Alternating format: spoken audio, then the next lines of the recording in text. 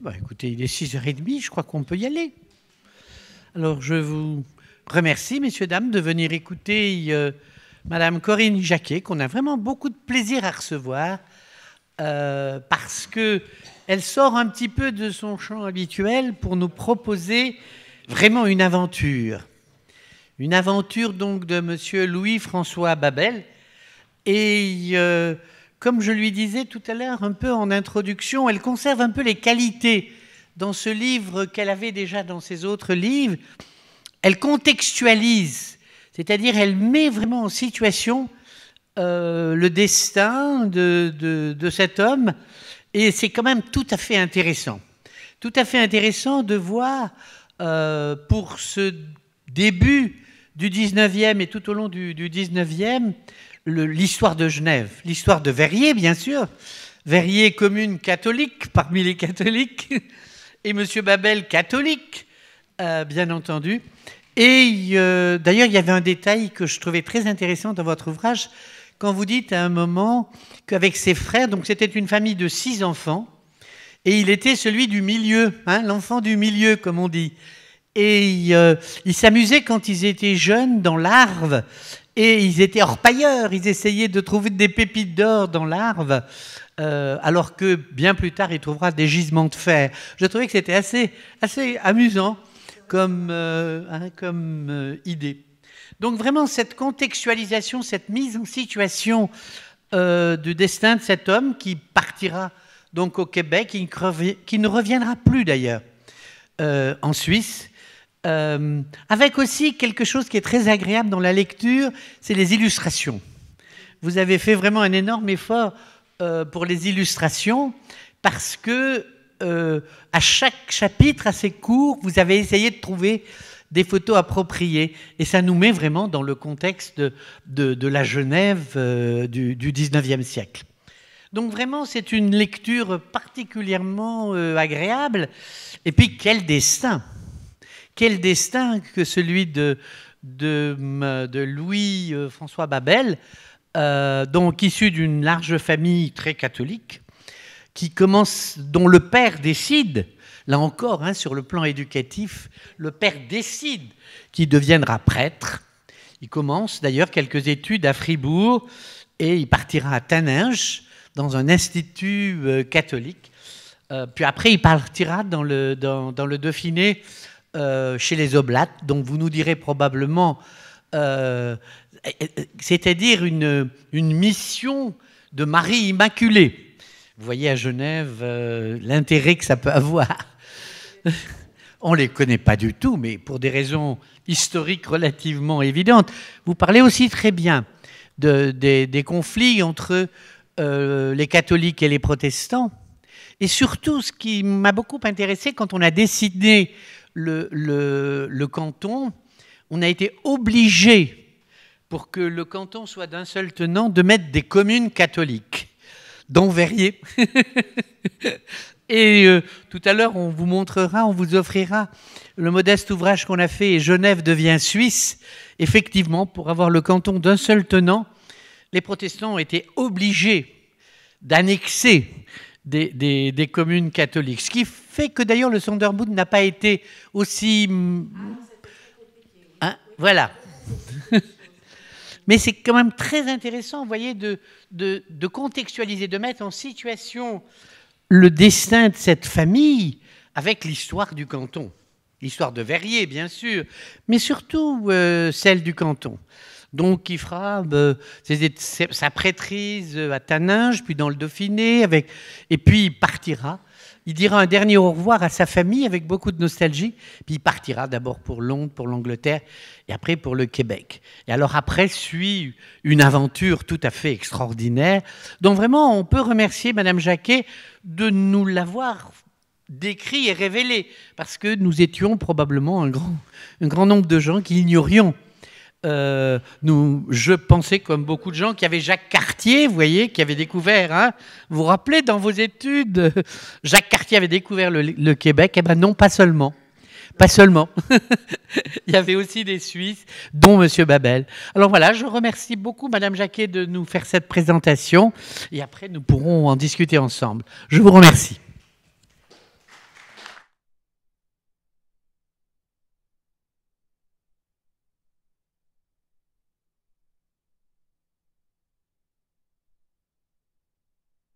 Genevois pour présenter ce dernier ouvrage. Et je le suis d'autant plus que j'ai le sentiment de rendre justice à un Genevois que l'on a un peu oublié.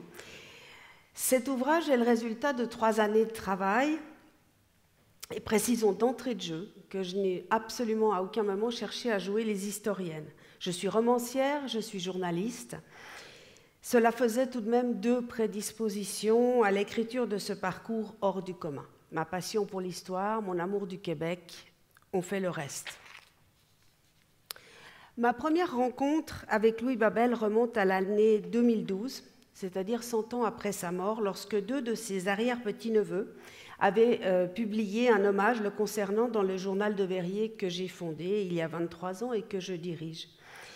Mais quel était donc ce natif du pied du Salève, assez fou, assez croyant, pour aller arpenter le Labrador au milieu du XIXe siècle? Il fallait que je comprenne. Mais se confronter à un sujet décédé il y a un siècle n'est pas chose facile. 100 ans, pour un historien, c'est peu. Pour une journaliste, c'est beaucoup, croyez-moi. La famille de Louis Babel m'a mis entre les mains tous les documents qu'elle possédait sur cet aïeul, des dates, des lettres. Si j'ai cru un moment à un travail facile, j'ai vite déchanté. Chaque étape de sa vie, chaque palier de mes recherches me menait à des questions. Rencontrer Louis Babel, et j'écris ici, c'est se poser des questions. Suivre son parcours, c'est faire des rencontres. Et ces rencontres, je les mets à dessein au pluriel. Elles sont essentiellement de 3 types. Mes rencontres avec l'histoire, mes rencontres avec la religion, mes rencontres avec la géographie. Elles ont étayé ma découverte et elles serviront de fil rouge à ma présentation de ce soir. Mon Dieu, qu'il fallut remonter loin pour comprendre le monde dans lequel vivait Louis Babel. C'est ma première rencontre avec l'histoire. Il fallait aller tout d'abord vers l'histoire genevoise.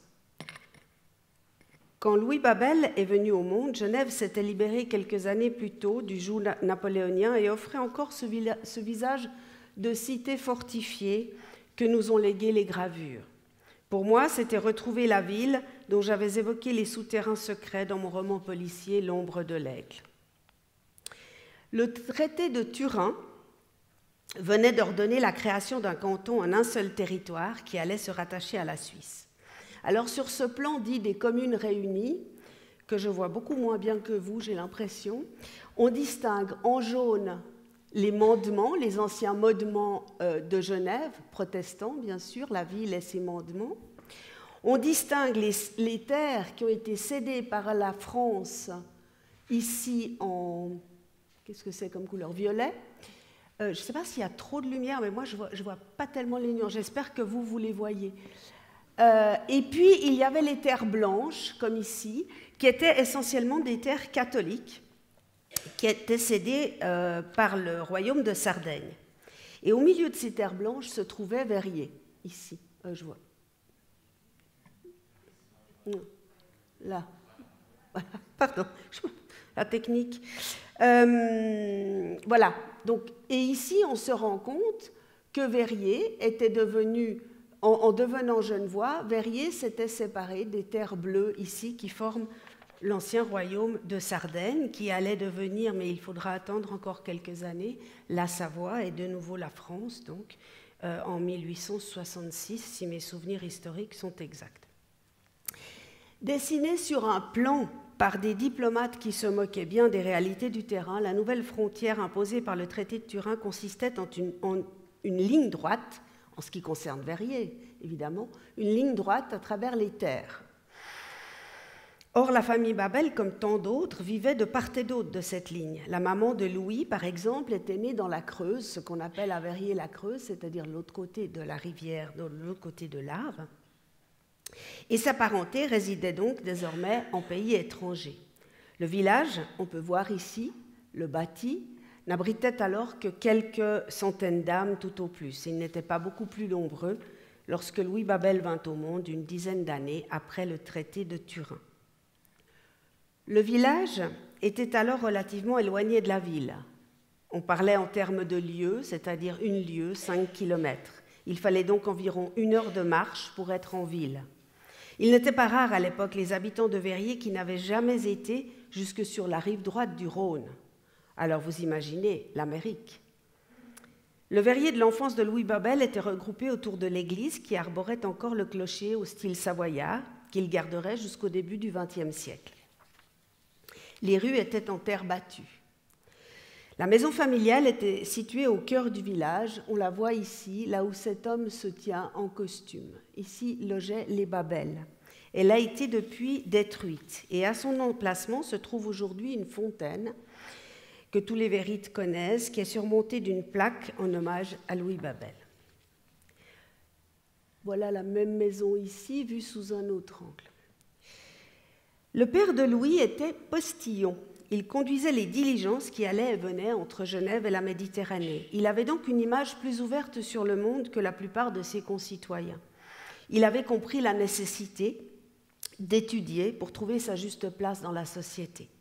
Mais ses moyens limités ne lui permettaient pas d'offrir des études à ses 6 fils. Il dut faire une sélection. C'est Louis qui fut désigné. Hop. C'est ici que commencent à intervenir mes notions de géographie.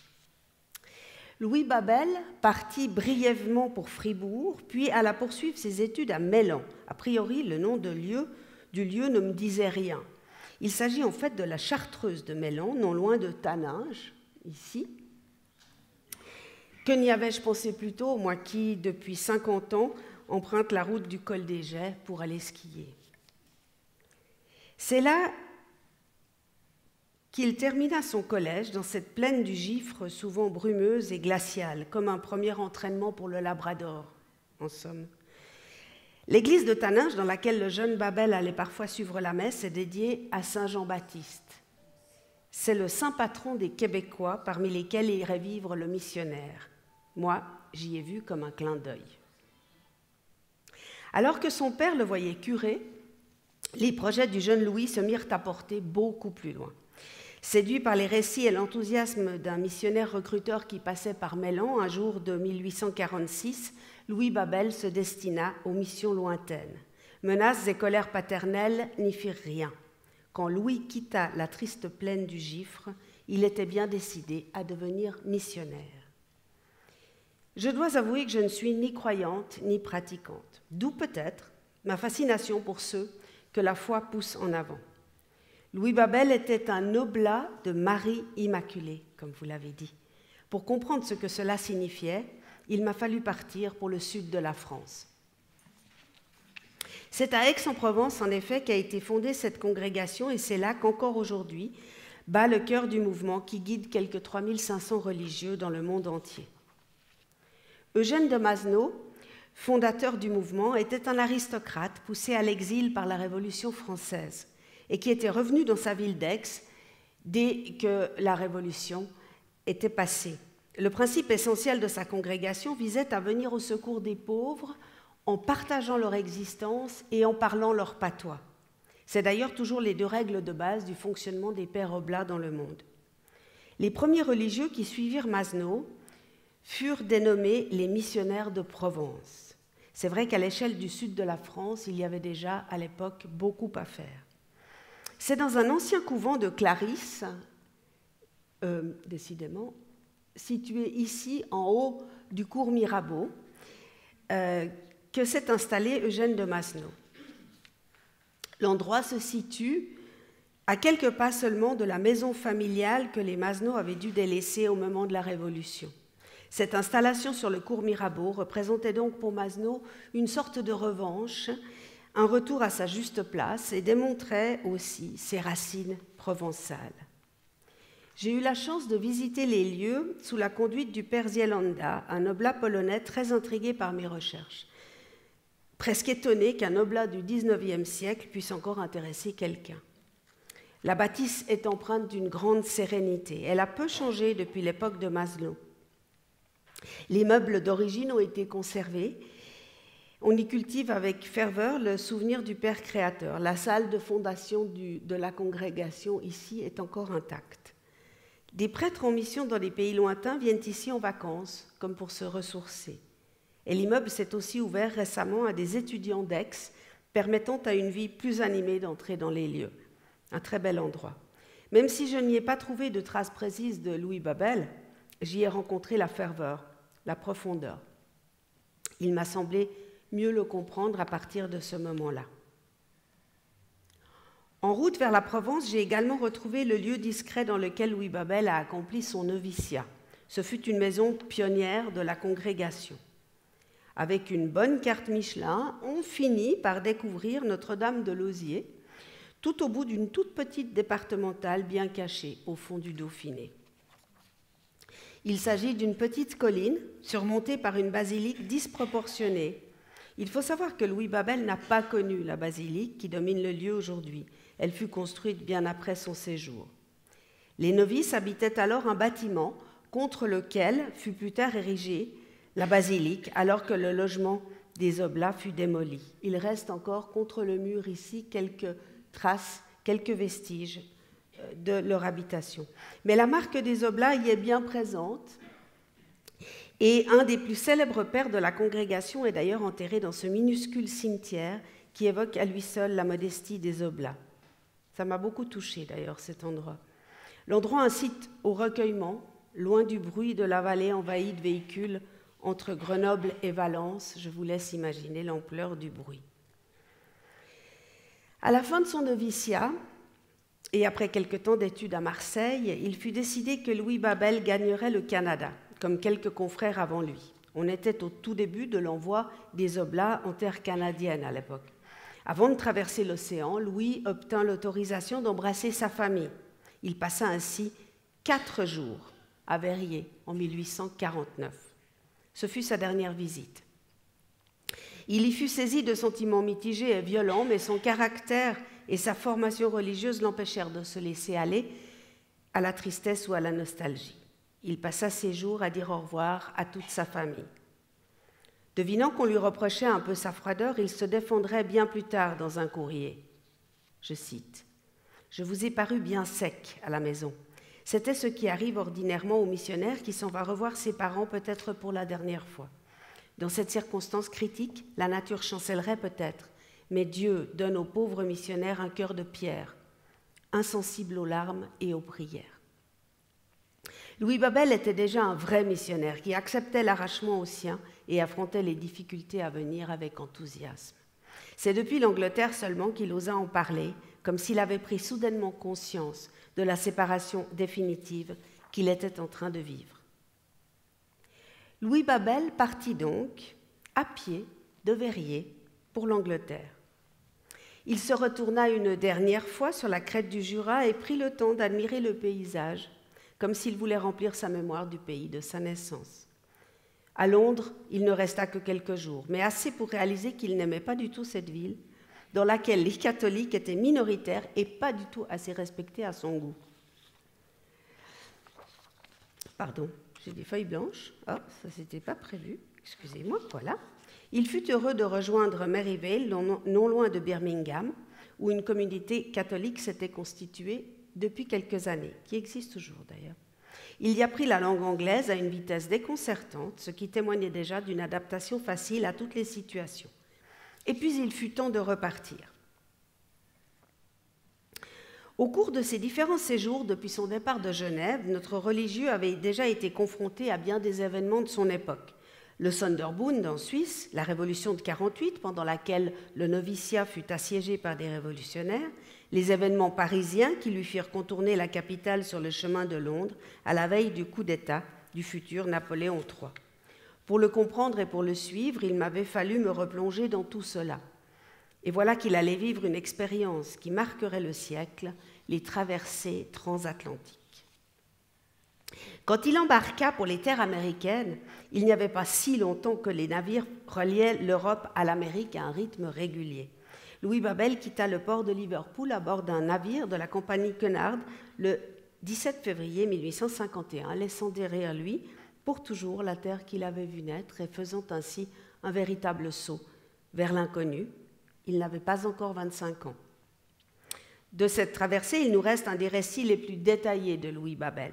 Le temps fut épouvantable durant une bonne partie de la traversée, rendant malade un grand nombre de passagers. Sur le bateau, Louis fit un véritable travail d'historien, de témoin de son temps. Comme il le ferait plus tard au Labrador, il notait tout. La taille du navire, son fonctionnement, l'organisation des personnes à bord, le comportement du capitaine, etc. Grâce à lui, on apprend de nombreux détails sur la traversée. On découvre par exemple dans un chapitre qui tend au comique que les passagers devaient se débrouiller entre eux pour se faire à manger. Son écriture est si vivante qu'on l'imagine facilement se déplaçant dans les moindres recoins de l'embarcation, prenant des notes, donnant des conseils. Ceux qui vivaient la situation la plus difficile étaient notamment les malheureux, empilés au fond de la cale. Ils étaient là des centaines, à fuir la famine qui sévissait en Irlande depuis 1845. Catholiques, pour la plupart d'entre eux, ces hommes et ces femmes recevaient un soutien actif de Babel. Plus solide que la moyenne des passagers et peu sujet au mal de mer, le prêtre restait à leur côté.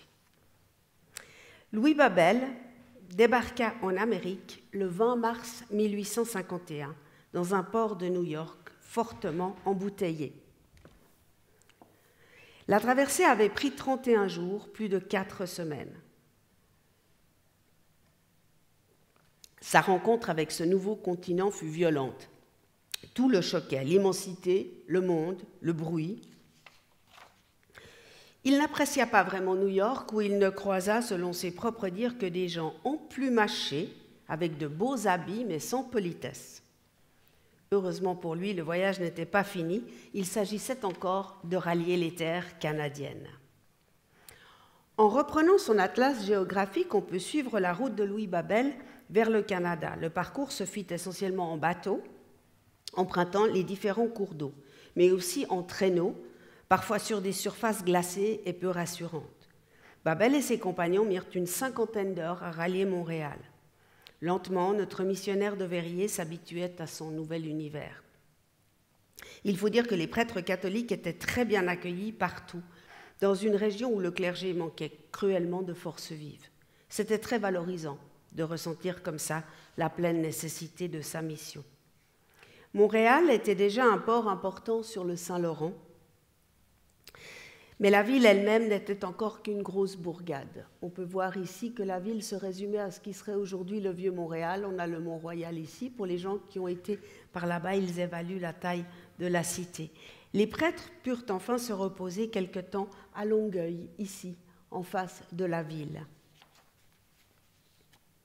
L'auteur, qui avait déjà dû changer d'atlas géographique, devait là empoigner quelques nouveaux livres d'histoire, parce que le Canada que trouva Louis Babel n'était de loin pas le Canada d'aujourd'hui.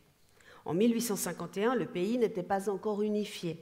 Il y avait encore le Bas-Canada et le Haut-Canada. Le Haut étant toujours plus bas que le bas. C'est comme le Nil. Je peux vous expliquer après, si vous voulez. Les rivalités franco-anglaises s'exprimaient à différents niveaux. Il y avait 2 clans, si j'ose dire. Les francophones minoritaires, soutenus par l'Église catholique, et les anglophones majoritaires, appuyés par l'Église réformée. Les renforts envoyés par les Oblats de Provence, et dont Babel faisait partie, avaient ainsi un rôle important à jouer aux côtés du clergé catholique pour l'avenir du pays. Ce sera un aspect déterminant quand il s'agira de s'installer au Labrador. Nous allons y revenir dans quelques instants. Louis Babel devait toutefois encore terminer ses études. Pour cela, il fut envoyé à Bytown, où les Oblats avaient centralisé leur administration. Il s'agit tout simplement de l'ancien nom d'Ottawa, qui n'était bien sûr pas encore la capitale du Canada. C'est là que le Vérite termina sa formation et fut enfin ordonné prêtre le 27 juin 1851 par Monseigneur Guigues, 4 jours après son 25e anniversaire. Je suis allée sur place, cherchant toujours à retracer le passage de Louis Babel. Expérience faite, il est difficile de situer les Oblats dans la capitale fédérale qui n'a évidemment plus rien à voir avec la bourgade de l'époque. Ils y ont pourtant fondé un collège qui est devenu par la suite l'Université d'Ottawa, aujourd'hui très renommée. Mais l'histoire est ingrate et Ottawa ne cultive pas le souvenir des prêtres d'autrefois.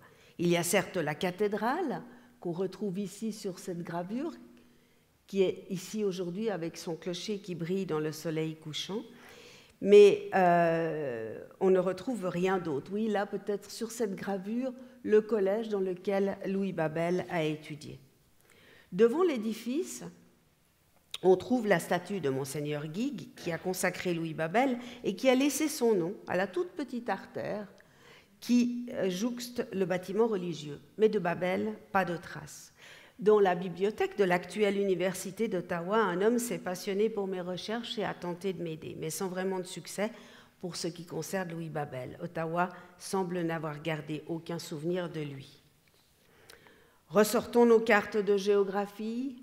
Louis Babel, devenu prêtre, s'en va pour les Escoumins.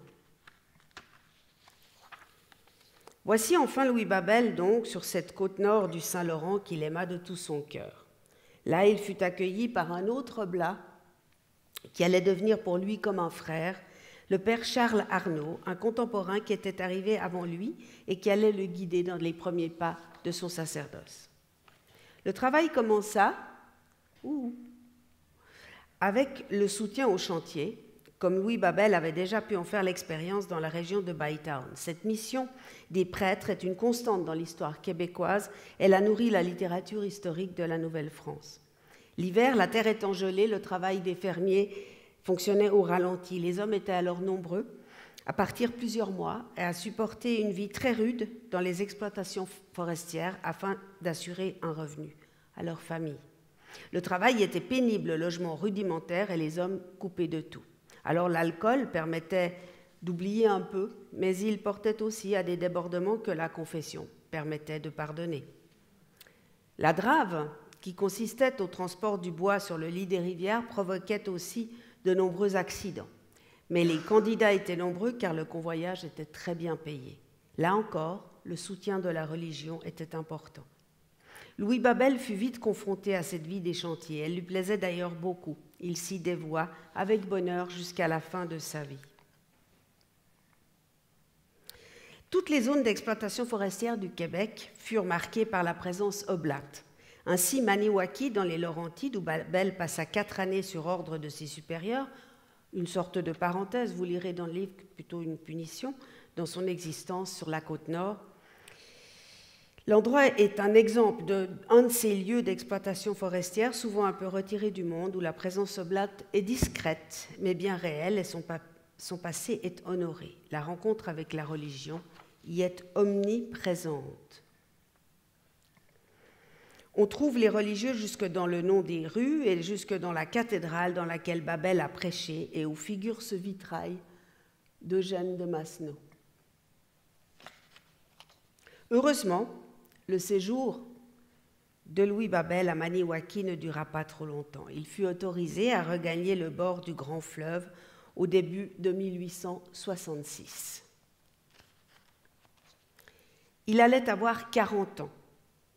À Betziamit, la vie de Louis Babel aurait pu s'installer dans une routine ecclésiastique des plus classiques et sans doute ne serais-je pas ici ce soir à vous parler de lui. Mais Babel avait des supérieurs qui avaient d'autres ambitions. Entre 1866 et 1870, le Suisse allait effectuer 4 expéditions pour tenter l'installation de missions à l'intérieur du continent.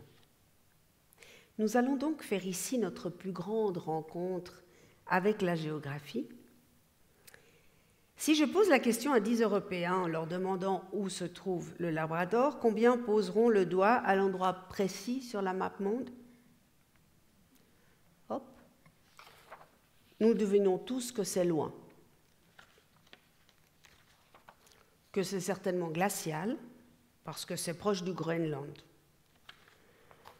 et vaste, et peu habité, et qu'on envisage que rarement d'y passer ses vacances, même si je connais certaines personnes dans cette salle qui en font le projet. On croit savoir que la nature y est dense et sauvage. La région n'a d'ailleurs pas beaucoup changé depuis les années 1860. On pouvait alors la considérer comme inexplorée, à l'exception de quelques trappeurs, coureurs de bois, de quelques commerçants. Parenthèse pour dire qu'on a dit de Louis Babel qu'il était le premier blanc à avoir traversé le Labrador. C'est absolument faux. Il y a beaucoup de blancs qui l'avaient traversé avant lui, notamment ses trappeurs et ses coureurs de bois. Simplement, lui, il a pris des notes, il en a ramené des plans, et c'est pour ça qu'on s'est permis de dire qu'il était le premier. Alors le voici, ce Labrador. Sur la carte routière d'aujourd'hui que vous avez là, on ne distingue qu'une seule route, ici, et une seule voie ferrée, ici. La première, la route, mène aux chutes Churchill, qui sont par là, qui furent longtemps le premier pourvoyeur d'électricité du Québec. Et la seconde, la voie ferrée, ici, n'est de loin pas une voie à grande vitesse, parce qu'elle servait exclusivement à l'exploitation minière de Shefferville, afin que les trains puissent ramener le minerai sur les rives du fleuve.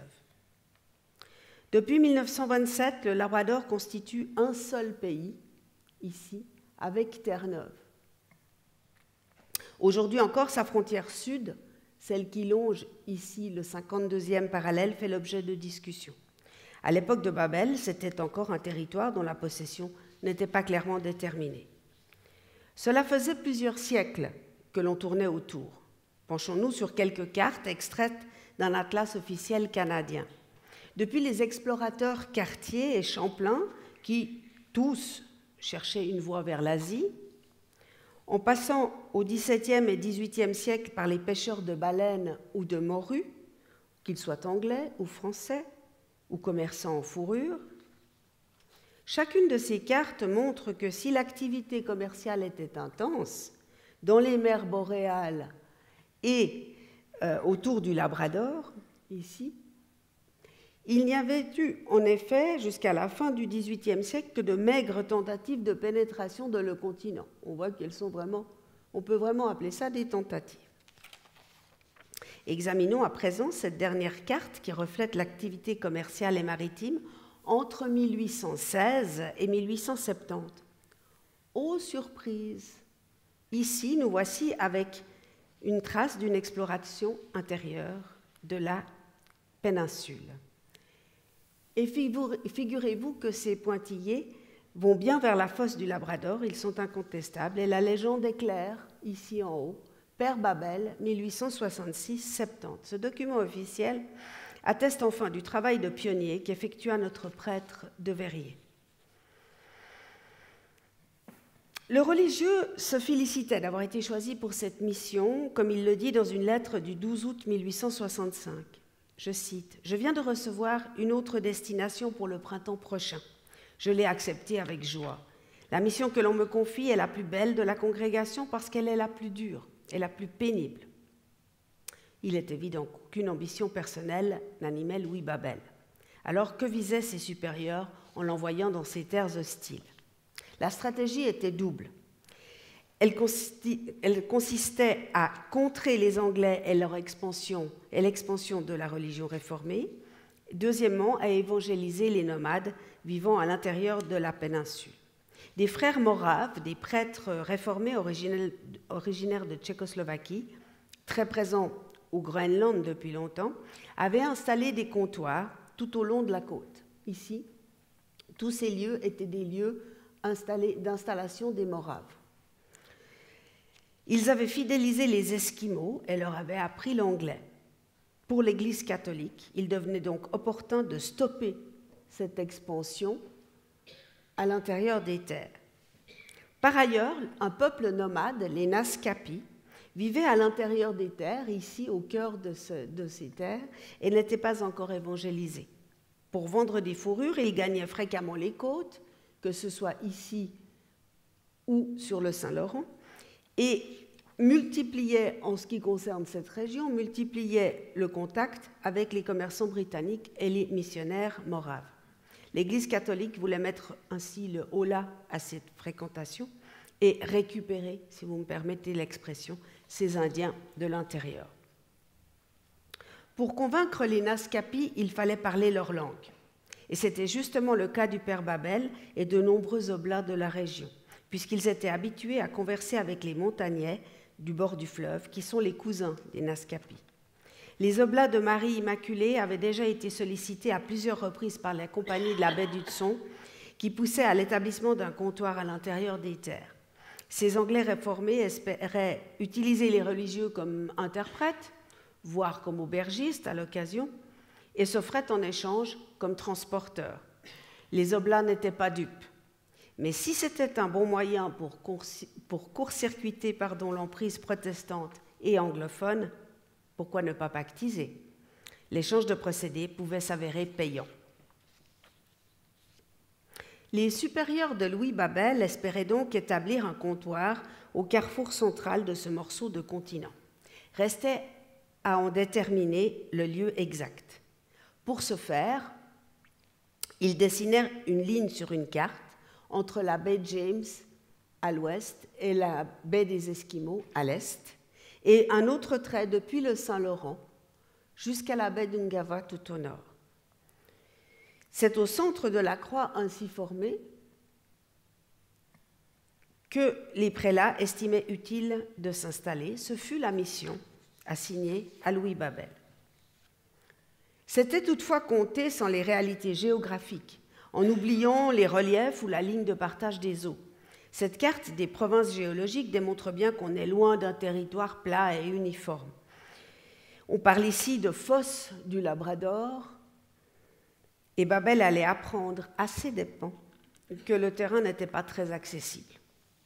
Il ne pouvait ignorer un autre facteur de taille, le climat.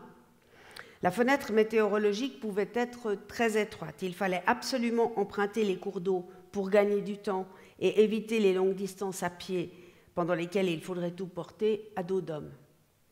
Et du dégel printanier au gel automnal, l'espace pouvait être très restreint selon les années, parfois 6 semaines seulement. Pour une telle expédition, on prenait le minimum. Mais même ce minimum faisait de gros bagages. Il fallait quelques poches de farine, du lard, des biscuits, du thé, du sucre, du sel. Il fallait des outils, quelques armes pour chasser, des lignes pour pêcher, un récipient pour chauffer les aliments, des couvertures, des chandelles. Cela faisait vite beaucoup. Le prêtre avait aussi envisagé de prendre avec lui une chapelle portative et tous les objets de culte afin de pouvoir célébrer la messe n'importe où. Il dut rapidement se résoudre à alléger son pactage. Pour ces 4 voyages, Louis Babel commença par se rendre à Mingan, à bord d'une goélette. L'endroit est situé au débouché de nombreuses rivières, un peu au nord d'Anticosti, pour ceux qui connaissent un peu la région, et on pensait que ces rivières allaient offrir des accès possibles dans les terres, ce qui n'était pas tout faux. Ce nouveau camp de base au décor féerique, vous l'avouerez, serait celui des 4 expéditions de Babel. Le voyage de 66 constitua un premier aller-retour dans les terres. Il est essentiel pour nous car c'est celui dont les notes ont été le mieux préservées. Babel attendit en vain le bateau de la compagnie de la baie d'Hudson et décida de partir par les terres. Cela lui valut d'expérimenter très vite toutes les facettes d'un voyage au Labrador. Il fut vite confronté à la topographie particulière de la péninsule labradorienne. Il apprit la difficulté de remonter les rivières ou de profiter à d'autres endroits du courant. Il découvrit une gymnastique qui allait lui devenir quotidienne et qui demande une énergie incroyable, le portage. Quand on se trouve au pied d'une chute ou à l'avant d'un rapide, il faut débarquer et tout porter vers la section au-dessus. Suivant le chargement, cela peut nécessiter plusieurs passages sur des sentiers très escarpés. Des heures et des heures de marche et d'effort peuvent parfois ne représenter que quelques kilomètres parcourus dans la journée. Ce premier voyage fit connaître à Babel plus de 70 portages, à l'aller et autant au retour. Pour cette première expérience, le prêtre souffrit beaucoup, peu aidé qu'il était par ses compagnons. Mais il connut aussi de grands moments de félicité.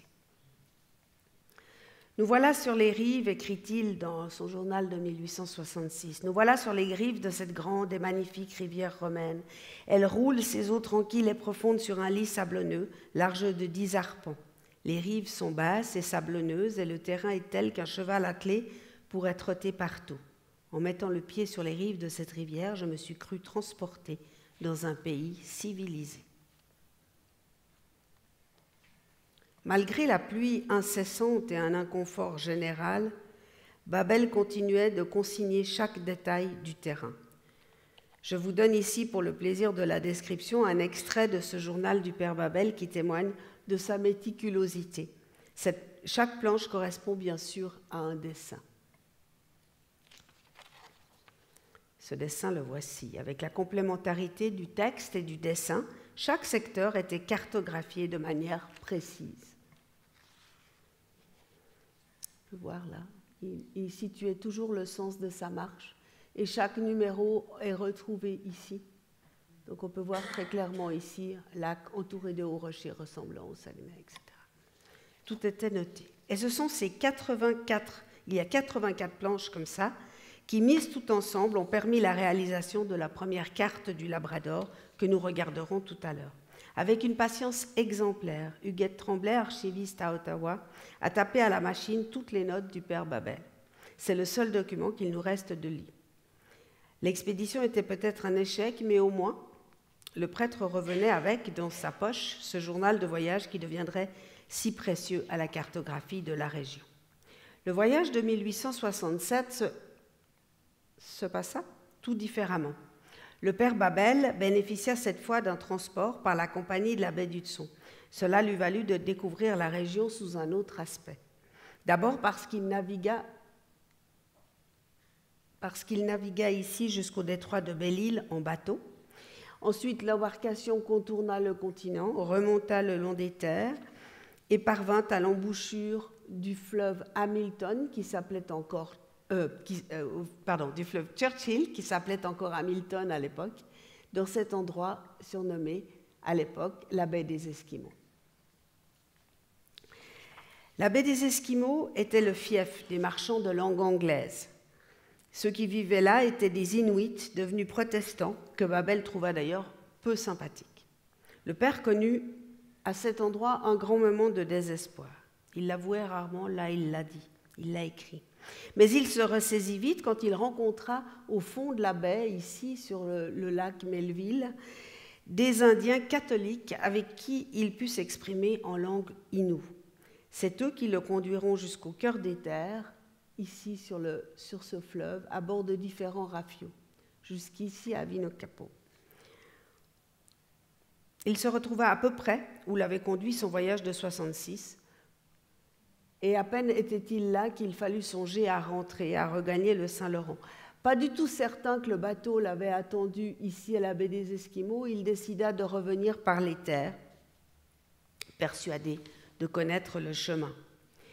Mais mal équipé, mal accompagné, il parcourut avec beaucoup de peine les 300 kilomètres tout de même, de là à là, 300 kilomètres qui le séparaient du grand fleuve.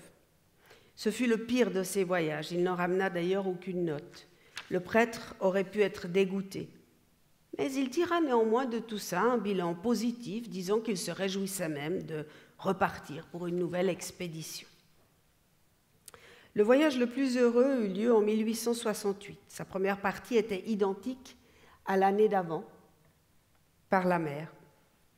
Et puis là, au cœur des terres, arrivé ici au cœur des terres, il poussa même un petit peu plus loin, jusqu'à un endroit baptisé Petisicapo en langue indienne, et qui est l'endroit où a été érigée la ville de Shefferville, à peu près 100 ans plus tard. À l'époque, il faut s'imaginer que toute cette eau ici n'existait pas, parce qu'il s'agit d'un réservoir qui a été formé lorsqu'on a établi sur les chutes Churchill un barrage et une usine électrique. Donc à l'époque, il y avait bien sûr des milliers de tout petits lacs, mais il n'y avait pas toute cette zone ici, donc il est très difficile de savoir exactement où il s'était trouvé.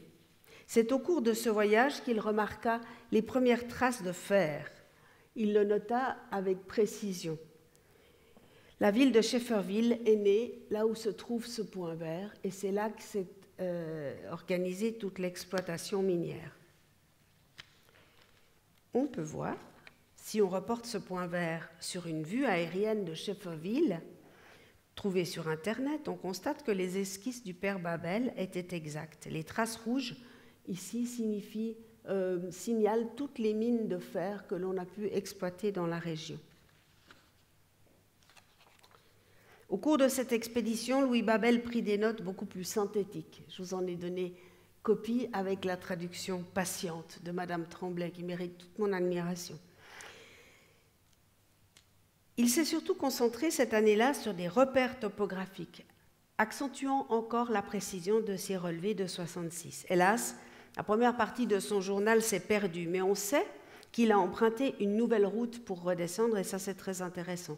Par chance, cette fois, il était escorté par 2 hommes solides qui connaissaient l'itinéraire. Sans une météo exécrable, cela aurait presque pu être un voyage de rêve.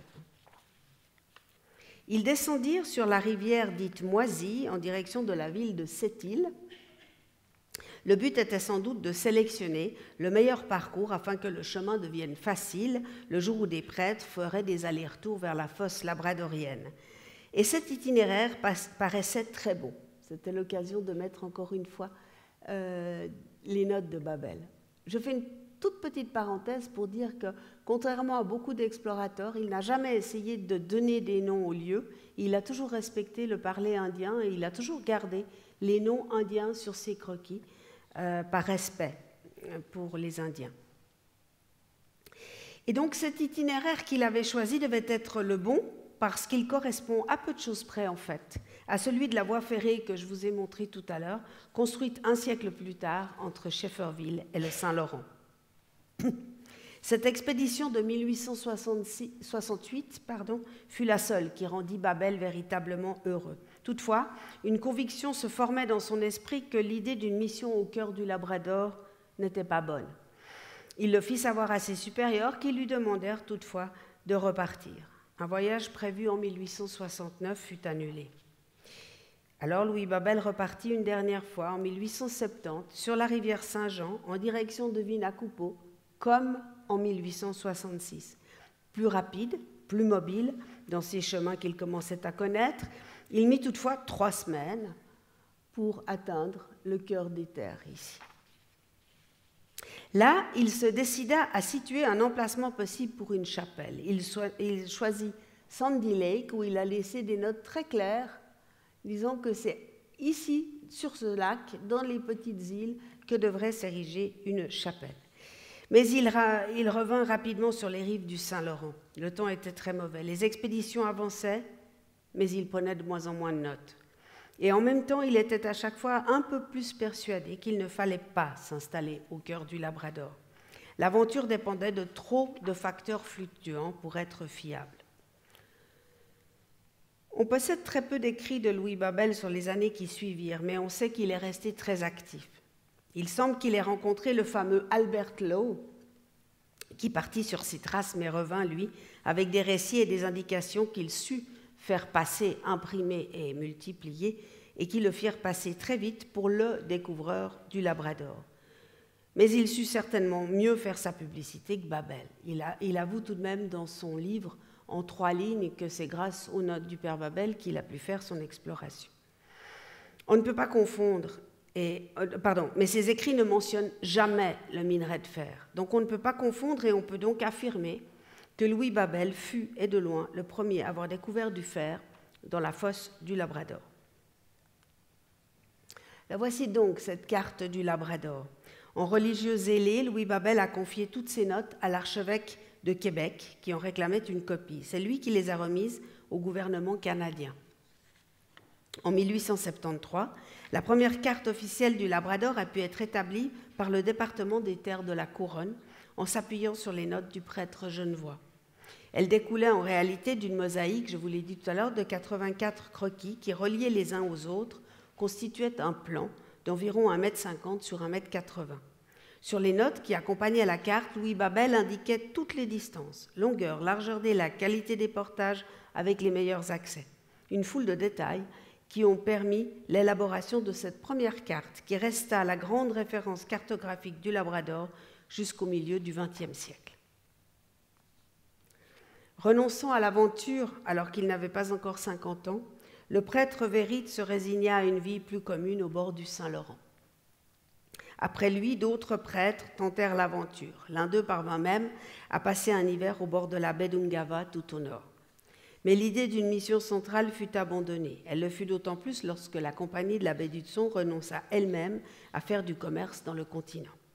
Vie plus commune ne signifie pas oisive, loin de là. Avec son collègue et ami Charles Arnaud, on les voit ici, le père Arnaud et le père Babel ici, c'est une photo de leur retraite avec 2 jeunes prêtres qui les accompagnaient. Les 2 passèrent encore plus d'une trentaine d'années tout de même à évangéliser les Indiens, à porter la bonne parole dans les foyers isolés, à prêcher pour les chantiers, le plus souvent sur les chemins, dans la neige, en raquettes, que dans la bibliothèque de la maison de Betsyamit, bibliothèque qui pourtant l'attirait énormément. Désormais, les relations des dieux religieux avec les Indiens se cantonneraient au bord du Saint-Laurent. Ils étaient heureux à Betsyamit, dans leur petite maison ici. Babel a affirmé à plusieurs reprises qu'il s'y sentait chez lui.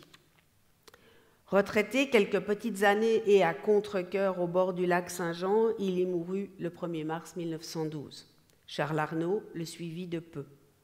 D'abord enterré dans la réserve indienne de Pointe-Bleue, au bord du lac Saint-Jean, leurs dépouilles furent rapatriées une trentaine d'années plus tard à Betsyamit.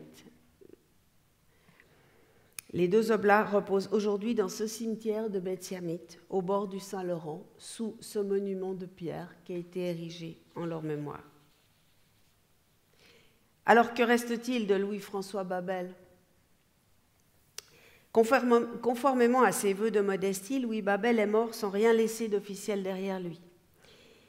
Jusqu'à un âge avancé, il avait gardé l'espoir de revoir un jour Genève et son village natal de Verrier. Mais il renonça finalement à faire la demande, un peu blessé finalement de n'avoir jamais été entendu. C'est au Québec que l'on rencontre le plus de souvenirs du prêtre genevois. À Shefferville, où Babel avait repéré les premières traces de fer et où une industrie minière s'est développée dans les années 1950, on garde cette rue, Père Babel. On ne l'a pas oublié non plus dans les documents relatant la naissance de la région, qui tous font référence à ces découvertes. Il reste encore de Babel une rue dans la ville de Sept-Îles. On a surtout donné son nom à une réserve naturelle sise dans un lieu si particulier qu'on le repère facilement sur une carte. Il s'agit d'une île formée par la chute d'une météorite dans la rivière Manicouagan. Les hasards de la géographie ont fait que cette réserve n'est pas très loin d'un autre lieu dont le nom résonne de façon familière à côté de celui de Babel, le mont Verrier, au milieu des monts Grou. Mais Genève, elle, l'a totalement oublié. J'espère vous avoir donné aujourd'hui envie de faire sa connaissance, et je suis heureuse, assez fière d'ailleurs, de rappeler aux Genevois que c'est un des leurs qui fut pionnier au Labrador. Au moins, il restera ce livre. Je vous remercie.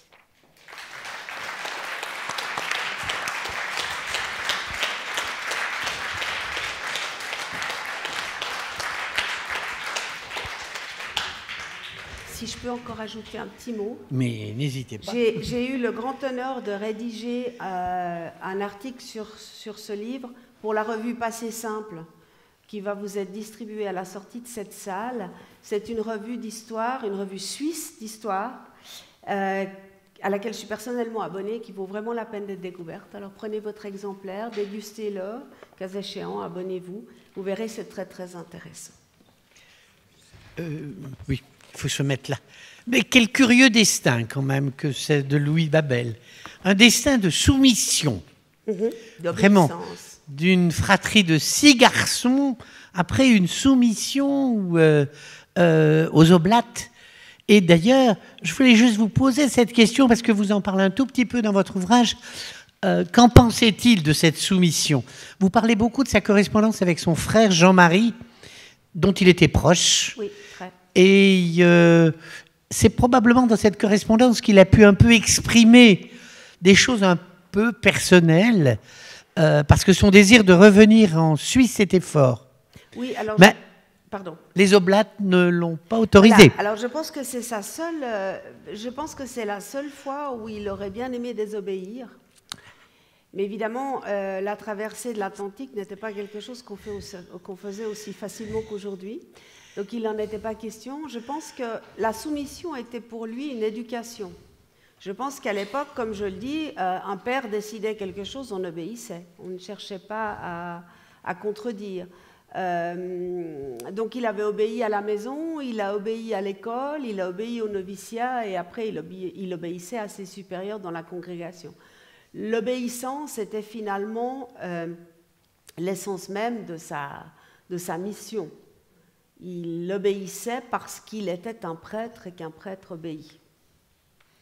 Qu'il l'appréciait, je pense, parce qu'il était très sévère avec les autres.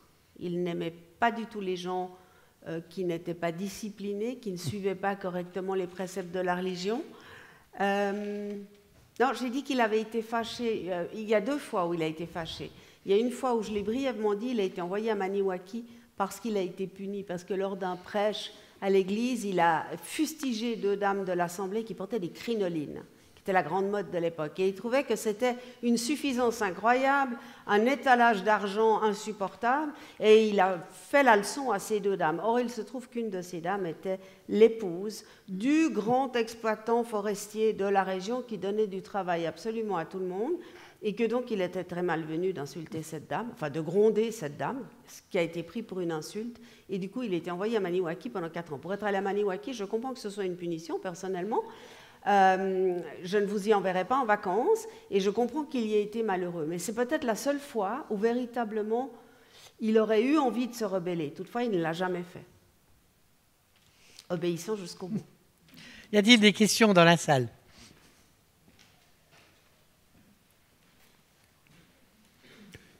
Oui. Michel?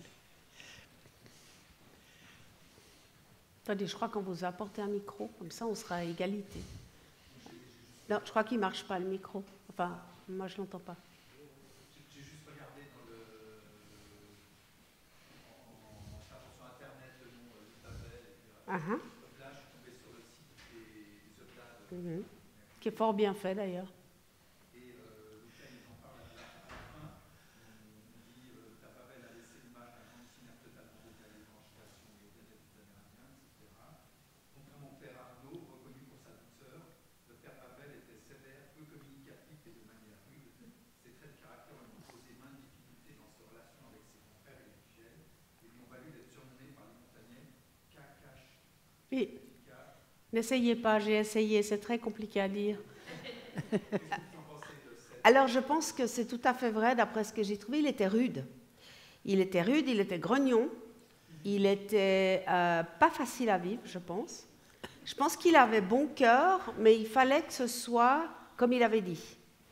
Et je pense qu'il était très donneur de leçons autour de lui. D'ailleurs, dans ses lettres à ses frères, on voit très bien. Il leur dit, n'oubliez pas votre devoir, vous devez aller à la messe, vous devez vous confesser, n'oubliez pas, c'est important. Enfin, voilà. Et donc, son côté bougon, si vous connaissiez Verrier et si vous connaissiez certains des descendants de ses frères, vous sauriez tout de suite, il y en a qui rient dans la salle parce qu'ils voient très bien ce que je veux dire, il y a certains de ses arrière-petits-neveux, quand on les a fréquentés, on comprend très bien le caractère du père Babel, c'est-à-dire je grogne, je râle, je rouspète, à l'occasion je fais de l'humour, mais il faut, comment dirais-je, il faut gratter un petit peu, voilà. Mais ce qu'il y a de sûr, c'est que c'était quelqu'un qui parlait peu.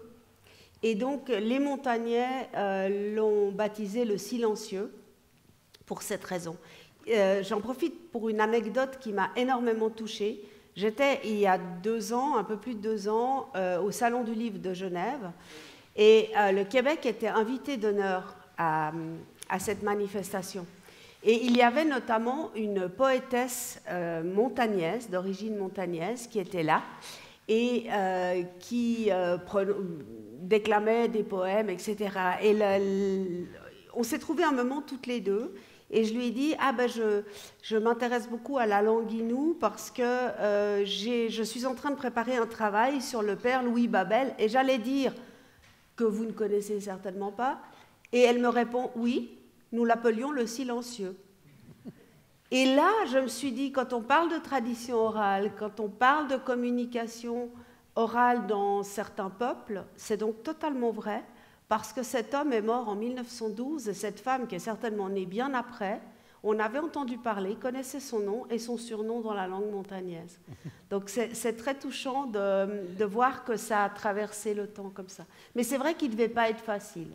Je le conçois tout à fait. Avec un tel destin. Hein. D'ailleurs, le terme de taiseux nous vient du Canada, je vous signale. C'est fort possible, oui. C'est vous ? Qu'est-ce qui reste de sa mission au Canada? Alors, en fait, il est parti 4 fois au Labrador pour rien à la fin. Parce que c'était absolument impraticable, vous comprenez, là-bas. C'était des terres qui étaient très difficiles à... D'ailleurs, il n'y a toujours pas de route, il n'y a toujours pas de chemin, il n'y a toujours rien 200 ans après. Donc, c'est bien la preuve que ça devait être très compliqué. Et en fait, les Oblats ont continué, travaillent toujours au Canada à l'heure actuelle. Il y en a, comme je l'ai dit tout à l'heure, il y a entre 3500 et 4000 Oblats dans le monde qui travaillent actuellement, mais autant en Afrique, il y en a beaucoup, il y en a eu beaucoup à Ceylan, à l'époque qu'on appelait le Sri Lanka, enfin, qu'on appelait Ceylan, pardon. Il y en a beaucoup encore maintenant au Sri Lanka, il y en a en Asie, un peu partout, mais il y en a énormément au Canada. Et ils continuent à travailler avec des Indiens.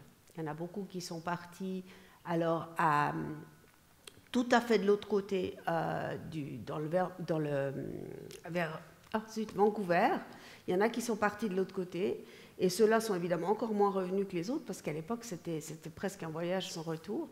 Et d'ailleurs, Babel le dit dans une de ses lettres. Il dit « Les pères un tel et un tel sont partis ce matin pour l'Oregon. » C'est le mot que je cherchais. Ils sont partis pour l'Oregon. Et ils nous ont fait leurs adieux, parce que nous nous reverrons au ciel. Donc la chose était claire, ils partaient pour ne pas revenir, puisque c'était beaucoup trop loin. Mais il y en a encore énormément. Et les Oblats, à Maniwaki, j'ai rencontré une dame, quand je lui ai dit que je travaillais sur la vie d'un père Oblat, elle m'a tout de suite dit « Oh, mais mon frère était un Oblat. Ah, les Oblats !» Enfin, c'était... Tout à coup, j'ai senti que j'avais éveillé en elle toute une passion, et puis elle ne nous lâchait plus, mon mari et moi, elle nous expliquait son frère, les Oblats. Donc, ils sont encore très présents. Y a-t-il d'autres questions?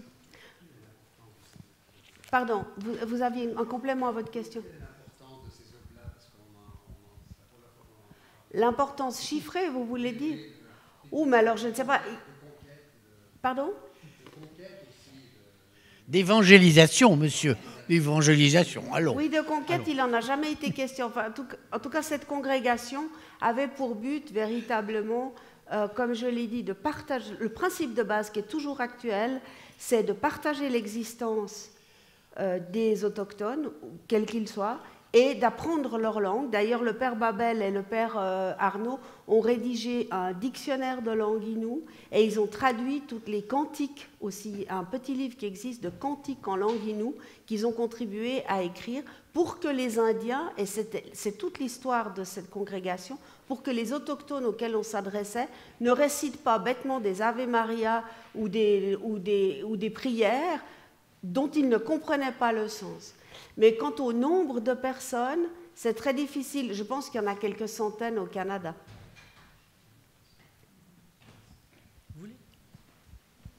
Vous savez, les congrégations religieuses au Canada en particulier ont été très, très, très importantes au milieu du 19e siècle parce que c'est elles qui ont fondé, comme dans plein d'endroits d'ailleurs dans le monde, qui ont fondé les services sociaux.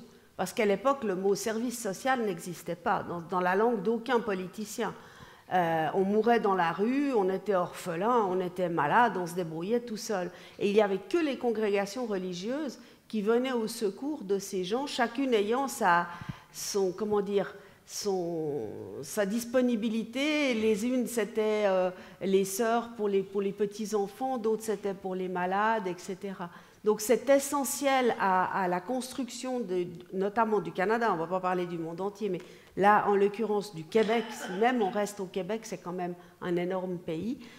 C'est des gens qui ont construit. Alors après, on peut discuter de la façon dont ils l'ont fait, parce que certains sont plus hégémonistes que d'autres. Mais en tout cas, il y a eu une époque où s'il n'y avait pas eu ces gens-là, je pense qu'il y a une grande partie de la population qui n'aurait pas survécu. Excusez-moi, voilà, je vous écoute. Une question me vient. quand je pense au nombre de pays que le père Babel a traversé de sa naissance jusqu'à sa mort, en fait.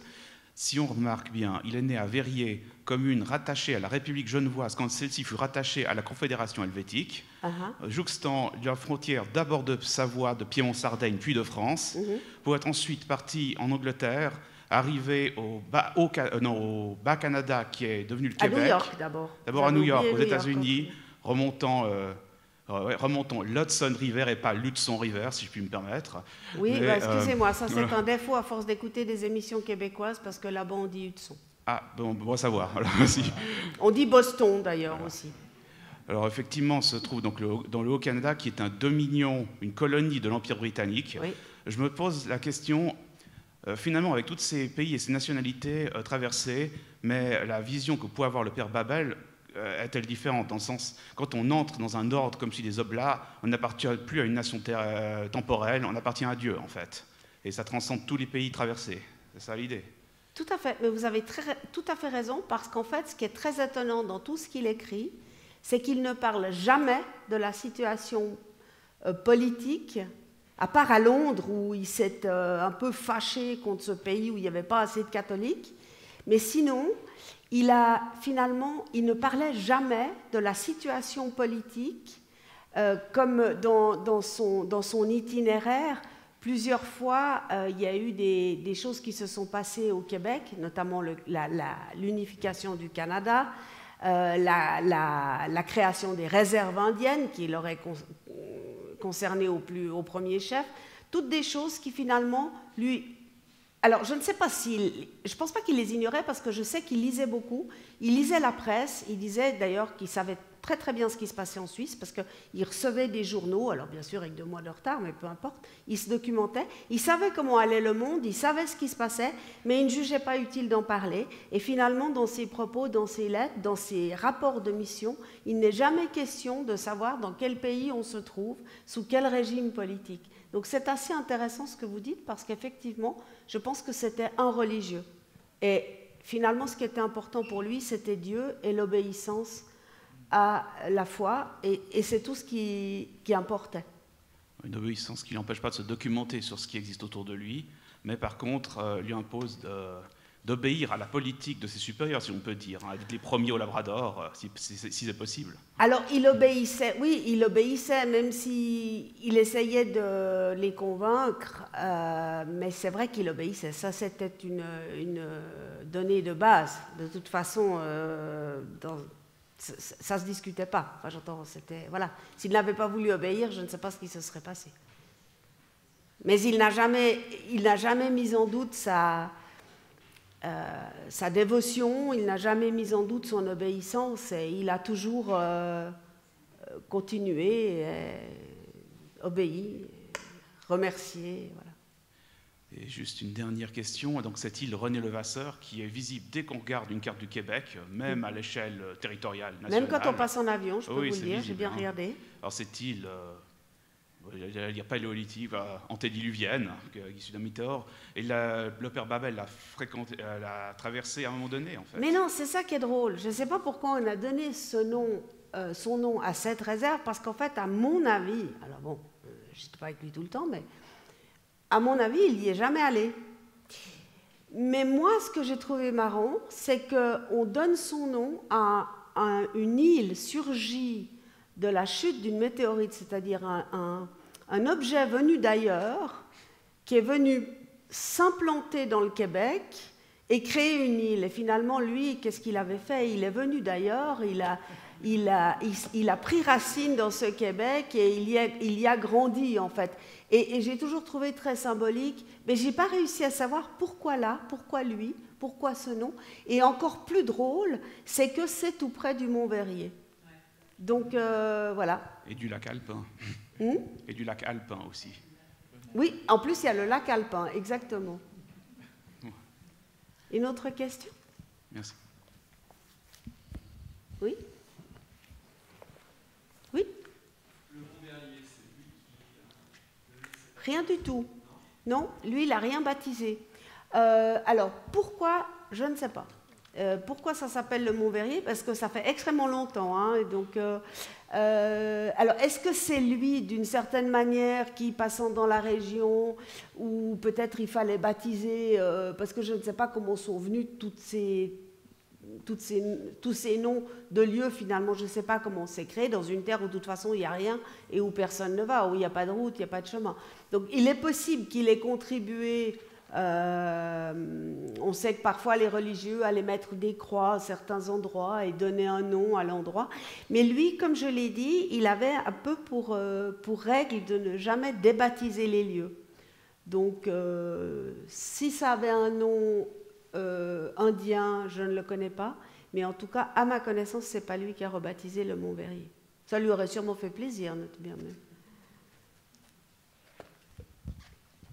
Bon, ben nous allons juste un rappel, car je vais vous offrir l'ouvrage que l'Institut national a publié et Genève devient Suisse. Je vous rappelle que c'est toute la période de la Restauration et de la Révolution fasciste dans lequel a eu lieu la vie de Babel, puisque, enfin je ne vais pas vous refaire l'histoire du canton, mais c'était vous l'élaborez un tout petit peu en disant que c'était donc l'époque où se préparait déjà la révolution fasciste et la révolution radicale. Ce qui est très intéressant, c'est que justement, je vous remercie beaucoup. Et je vous nomme membre de notre auguste institut. Merci infiniment.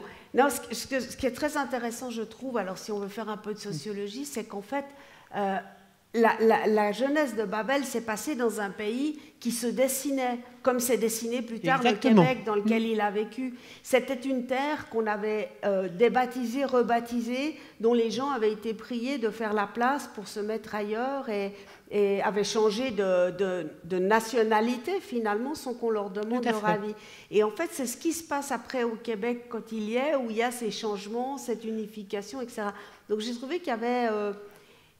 entre l'Arve qui donnait de l'or et Shefferville où il y avait du fer, entre les façades du Salève et les montagnes grises du Saguenay et les territoires genevois qui changeaient de propriétaires, si on peut dire comme ça, et les terres québécoises qui n'ont pas cessé de changer. Il y a tout plein de parallèles qui, pour moi, me disent que Babel... Il n'empêche que la question qu'on vous avait posée était bonne. Il a peu de conscience politique. Oui, en tout cas, il ne l'exprime pas, mais on sait qu'il se documentait. Parce que, par exemple, pour le Sonderbund, il a été très, très, très attentif. Là, il était déjà à Notre-Dame-de-Lausier, donc normalement, il méditait, il priait toute la journée, mais il a su qu'il y avait le Sonderbund et que donc, les protestants allaient attaquer les catholiques et qu'en tant que Genevois, ses frères, bien que catholiques, devaient suivre les ordres du général Dufour pour aller mettre de l'ordre contre le Sonderbund. Et à mot couvert, il laisse entendre dans une lettre à son frère de ne pas obéir. « Souviens-toi de ton devoir de catholique », lui dit-il. Et d'ailleurs, on sait qu'à Verrier, il y a plein de jeunes hommes qui, pour éviter la conscription, sont partis dans le territoire anciennement où est née la maman de Louis, dans ce qu'on appelle la Creuse à Verrier, donc au bord de l'Arve, aujourd'hui côté français. Et une vingtaine de jeunes hommes ont été au Moulin vivre là le temps de la guerre du Sonderbund. Bien sûr, comment dit-on, ils avaient refusé l'armée, ils étaient déserteurs, et d'ailleurs ils ont été jugés et condamnés au lendemain de la guerre, condamnés pas trop lourdement, et finalement on ne sait pas, ça s'est un peu édulcoré, puis on a dû arranger les choses, enfin ils n'ont pas fait véritablement de la prison. Mais donc là, Babel avait vraiment pris position pour que son frère n'aille pas, à la limite, tuer des catholiques là-bas dans les pays du Sonderbund. Voilà. Donc Merci, madame. Il était sensibilisé. Nous pouvons la remercier. Merci à car tous. C'est une belle aventure.